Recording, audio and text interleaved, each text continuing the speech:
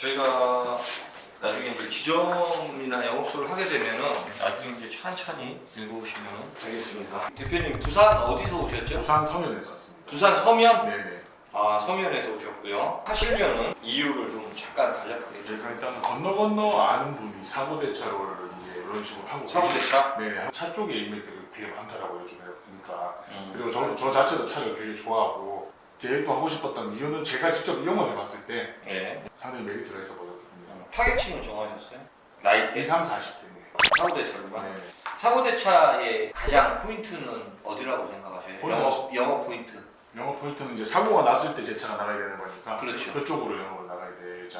영업 대상은 이제 뭐 아무래도 뭐 레카 쪽 아니면 뭐 보험사 관련된 공업사 쪽, 예 그쪽이고 지금 제가 당장 떨어져 있는 공업사가 한 2군데 정도 되고요. 레카나 현장 출동.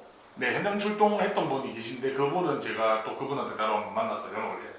아, 네. 일단은 제가 여기서 그냥 즉흥적으로 제가 네. 막 말씀을 드릴게요. 제가 이제 그 요즘 차 없는 사람이 없잖아요. 네. 그냥 와서 차 빌리는 사람. 네. 제가 그냥 막말로 얘기를 할게요. 어린 애들 네. 와서 차 빌리는 애들은요 70% 80%가 블랙 컨슈머거나 무조건 사고 친다고 보셔야 돼요. 그래서 저는 그 셀프는 하지 말아라. 네. 웬만하면. 그 사고대차 말고는 정말 하시면 안 된다. 가장 블랙 컨슈머가 제일 많은 게 달차 타는 사람들. 물론 다 그런 건 아니에요. 특수하게 정말 차가 없어서 타는 경우도 있지만 대부분이 자 일단 첫 번째 자기가 신용 불량자야. 그래서 차를 못 사. 그 장기 렌트 하려더니 그것도 신용이 있어야 사잖아요. 그것도 안 돼. 그러다 보니까 하루하루 돈 주고 타려니까 너무 비싸. 그러다 보니까 이제 달차를 한 달에 끊어서 얼마씩 주고 타는데 이 사람들이 3개월, 4개월까지는 돈 잘 내. 그러다가 이제 뭐 한 4, 5개월, 5개월부터는 돈 안 냅니다. 맨날 도망다녀요. 제가 그 짓을 1년 전에 이미 해봤어요. 그런 거 웬만하면 하지 마세요. 웬만하면. 정말 그냥 돈 잃고 사람 잃고 다 잃는다고 보시면 돼요. 사고대차는 우리가 장점을 말씀드리자면 미수가 없는 장사예요. 굉장히 좋은 장사죠. 미수가 없다는 게 우리가 뭐 건설업 같은 거 하시는 분들 보시면 돈 많이 벌잖아요.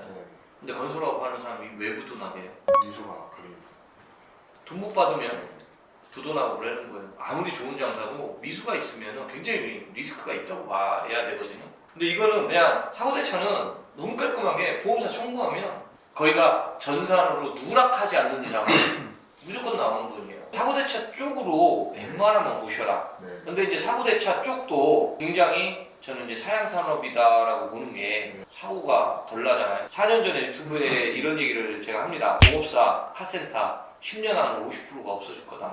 그건 이미 이제 제가 그 이야기를 한 지 4년이 지났는데 이미 지금 많이 없어지고 있어요. 지금 아시겠지만 이제 현대 기아차가 그 차도 이제 완전 박스 형태로 나오기 때문에 일반 카센터에서 못 고쳐요. 이제 카센터들은 하나하나 문 닫게 돼 있어요. 이 사람들 뭐 할 거냐. 사고가 안 나니까 카센터나 공업사들도 하나씩 없어질 테고 사고가 안 난다는 얘기는 그만큼 사고대차도 없어진다는 그런 이야기예요. 그러면은 이거는 계속 사양길을 걷고 있는데 그렇다고 뭐 렌트카 5년 10년 하다가 말 거예요? 그 다음에 뭐 다른 일 찾을 거예요? 그게 아니라 지금 우리가 미래의 먹거리를 찾아야 돼요. 제가 지금 드린 우리 회사 속에서도 있지만 저희는 단순하게 지금 렌트카 사업만 하지 않습니다. 그래갖고 이제 미래의 먹거리도 지금 다 하고 있고 아까 제가 이제 잠깐 보여드렸지만 저희가 이거 3년을 들여서 만든 건데 지금 우리 어플리케이션 이제 이게 3년 동안 고생해서 만든 거예요.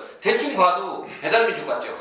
지금 이 안에 보면 뭐 캠핑카, 렌트카, 뭐 화물운송, 관광버스, 공업사, 정비소, 타이어 안 들어간 게 없어요. 지금 이거를 다 넣을 거예요. 배달의 민족 가면은 뭐 한식, 중식, 일식, 분식, 통닭, 피자 다 있듯이 이 안에 자동차 바퀴 달린 거에 대한 모든 관련된 거는 다 들어가 있다는 거예요. 그래서 이런 플랫폼 사업뿐만 아니라 이제 카시어링 쪽으로 지금 소카, 지금 소카가 최근에만 해도 1년에 수백억씩 적자를 봤어요. 근데도 계속 하고 있는 이유는 미래는 그렇게 바뀔 게 너무나도 자명하기 때문에 우리 같은 회사는 이제 어느 회사하고도 이제 콜라보를 할 수 있다라는 이야기고요. 그래서 이제 이게 미래가 있는 회사냐 그걸 많이 보셔야 되는데 제가 오해는 하지 마시고 어쩔 수 없이 이런 얘기를 할 수밖에 없어요.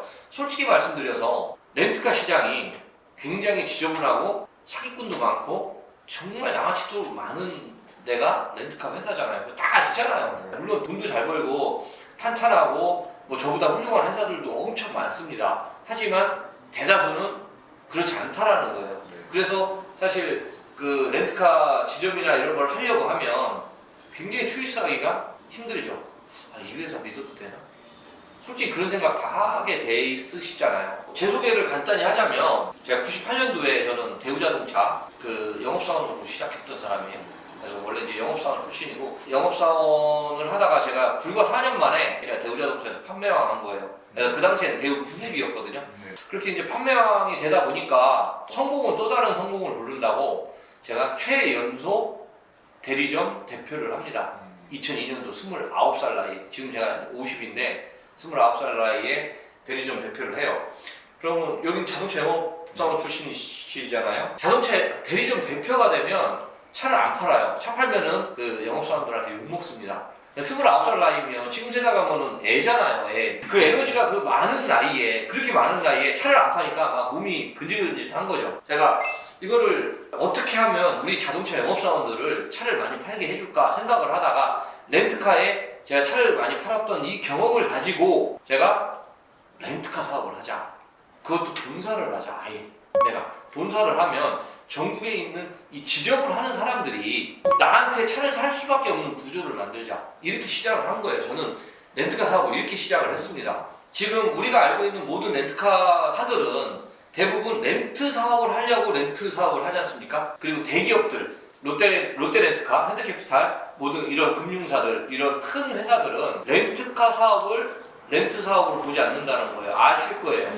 금융 사업으로 봅니다. 중간에 자동차라는 매개체만 있을 뿐이지 이게 정수기가 됐던 자동차가 됐던 그냥 금융업이라고 보는 거예요. 그래서 자기네가 원하는 기대 수익률만 나오면은 그냥 무조건 나갑니다. 홈쇼핑에서 하고 있는 장기 렌트카 이거는 우리하고 영역 자체가 좀 다르다고 보시면 돼요. 렌탈사의 에이전트 다 갖고 있어요. 그래서 만약에 혹시라도 이제 렌트카 사업을 하다가 누군가가 이제 물어보면 우리도 거기서 팔고 일회성 수수료도 다 받을 수 있습니다. 자동차 영업사원 차 팔면은 나오듯이 이것도 지금 저희가 하고 있는 영역이라는 거예요. 저는 렌트카 사업을 하시는 분들 중에 이 렌트 사업을 저와 같은 눈으로 보는 사람이 과연 있겠나라고 싶은데 저는 이 사업을 프랜차이즈 사업으로 보고 있어요. 저도 처음에는 필드에서 제 차를 사서 렌트카를 굴렸죠.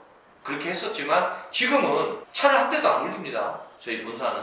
아까도 제가 그런 표현을 했지만 롯데리아 본사는 햄버거 팔면 안 돼요. 신메뉴 개발하고 계속 미래의 먹거리를 계속 개발해야 되고 TV 광고라든가 홍보 이런 거 해야 되고 전국에 있는 그 롯데리아 지점들이 햄버거를 많이 팔 수 있도록 서포터 이걸 해야죠. 아예 사업 방향 자체를 이걸로 돌아섰어요. 그러니까 저는 그냥 전문 경영만 하는 거예요. 렌트, 본사 운영, 본사 경영만. 본사를 하는 사람이 내가 여기서 햄버거 팔고 있으면 우리 지점들이 햄버거를 팔든지 말든지 내 햄버거만 많이 판다 이러면 안 되잖아요. 저희 같은 경우는 본사에서는 차를 굴리지 않는다라는 거예요. 저희는 이제 미래의 먹거리를 개발하고 앞으로 우리가 이 사양산업 길을 걷고 있는 이 사고대차를 무엇으로 과연 대체할 수 있는가 이런 거 지금 시뮬레이션 돌리고 있고 요즘 아파트 단지에 그룹형 카시어링 있는 거 아세요? 그런 것도 이미 우리는 6년 전, 7년 전에 시뮬레이션을 다 돌리고 있습니다. 한 서너 페이지 넘겨보시면은 지금 이 업체들이 지점을 하시다가 본사를 찾아서 나가신 분들이에요. 거기 연도수가 써있죠. 2010년도에 나가신 분들도 있고 올해 23년도에 나가신 분들도 있어요. 11개 업체가 이제 본사를 찾아서 나가셨는데 저는 뭐 그렇습니다. 저희 지점을 하시면서 여기를 징검다리 역할을 삼아서 빨리 본사를 차려서 나가시라는 거예요. 왜 그러냐면은 저희도 여신한도가 지금 우리가 여신한도 180억 갖다 쓰고 있거든요. 차가 한 1000여 대가 넘어요. 지금 지점이 한 120개 지점이 있다 보니까 한 지점당 여신한도 1억씩만 갖다 써도 120개 지점이면 120억이에요.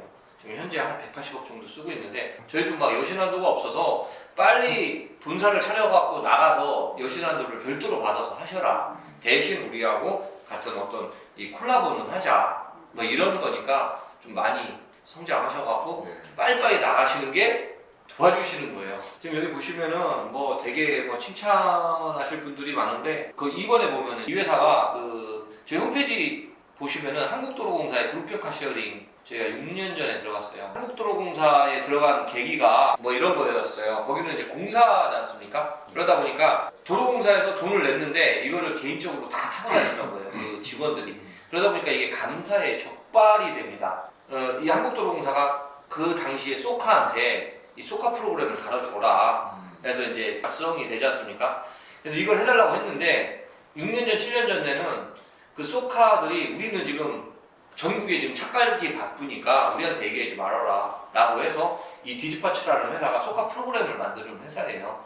이런 회사인데 한국도로공사에 넣어야 되는데 소카 기술력은 있는데 허가증이 없는 거예요. 렌트 허가증을 갖고 있고 그래서 제가 렌트 허가증을 대고 거기는 기술력을 대서 그룹형 카시어링이라고 이걸 한국도로공사에 집어넣은 거예요. 제가 무슨 얘기냐면 뭐 한국도로공사 대전지점이다 라고 하면 그 대전지점에 20명이 있다고 가정을 해보자고요.